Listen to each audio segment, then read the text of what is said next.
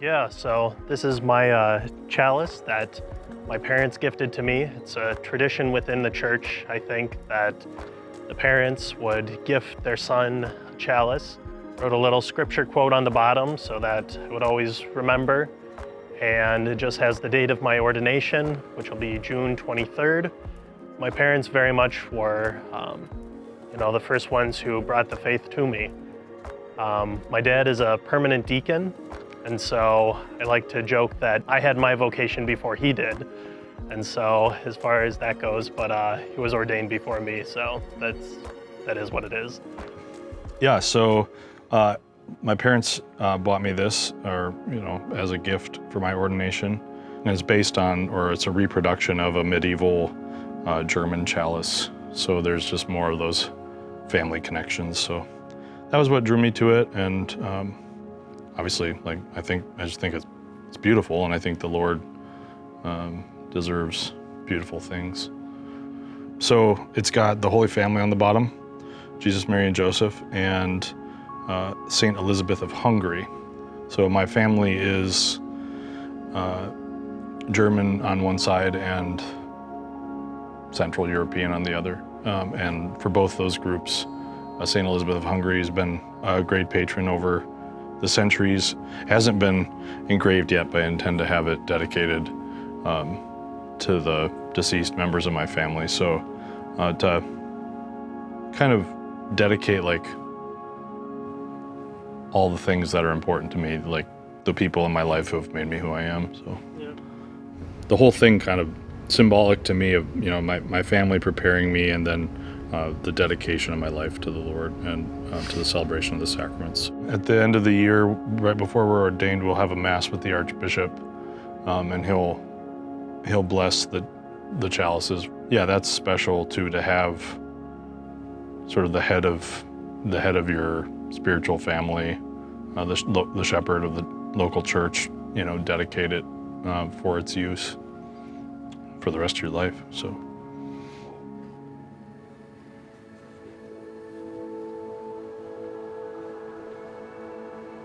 Yeah, so this is my chalice, or my first and only chalice right now. This came from a priest that I got to know, Father Francis Pouliot. So he's a priest from this diocese. He was actually my mom's pastor when she was young. And so she had talked about him growing up, and just kind of how he had been her family's favorite pastor, and just kind of how much she looked up to him, respected him, and how he, still had impacted her at this point in her life, that she still really thought very highly of him. So when I heard that he actually was in the retired priest building next door to the seminary, I thought it was a perfect opportunity to go and meet him. And yeah, just through talking with him, meeting him, one day brought up, oh yeah, do you have a chalice yet? I was my second year of major seminary, so I did not have a chalice yet, as most guys don't. And so I told him no, and he said, oh yeah, I think I have something for you, come back later. Came back the next week, and I opened it up and saw this, and I was like, wow, this is a cool chalice, and I was pretty excited. And it was just something really significant being from him. But then he said that it was actually his first chalice ever, which I wasn't expecting. Yeah, especially just, he was just very casual about it, of course, tried not to make a big deal of it. And yeah, just a very humble man. But it was also, something that was also just kind of very providential, was that it has amethyst, the one kind of jewel in it, so it has an amethyst stone in the front of it. And my birthstone's amethyst, and Father Pouliot wasn't born in February, but it was the month he was ordained. So that's why it has amethyst, and he thought that was pretty cool as well. But yeah, so it maybe is probably the most simple chalice out of all my classmates, but definitely, one of the most significant ones that I could possibly think of. Especially Father Pouliot just passed away last year, so he's able to kind of give it to me just a few months before he passed. So it was just very special and very significant that, a man who has inspired many vocations and kind of, had a large impact, had a long priesthood, and I'm the one who was able to kind of receive his first chalice, was pretty amazing. Yeah, so I bought this chalice from a silversmith in Spain. So the company is Molina, and I was initially drawn to this chalice because of the three medallions that are on the base of the chalice. All three figures have been sort of special in my own life. First, Christ, who brought me, brought salvation to my soul, but also the Sacred Heart, because I think it's a perfect image for the priesthood, because Christ first loved us, and now as a priest, I will share that love with others, to share the very heart of Jesus with others in my preaching, but also in the sacraments. Mary definitely has been a very important role in my own conversion, and so I definitely needed Mary on my chalice, because without her, I would not have become Catholic in the first place. So I needed to honor her in that way.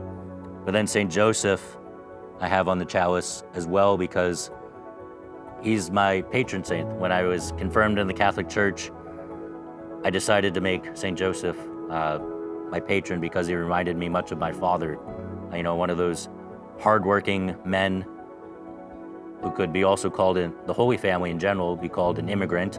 I come from an immigrant family, and Joseph, when I see Joseph, I see my own father, just that hardworking man who's dedicated to his family.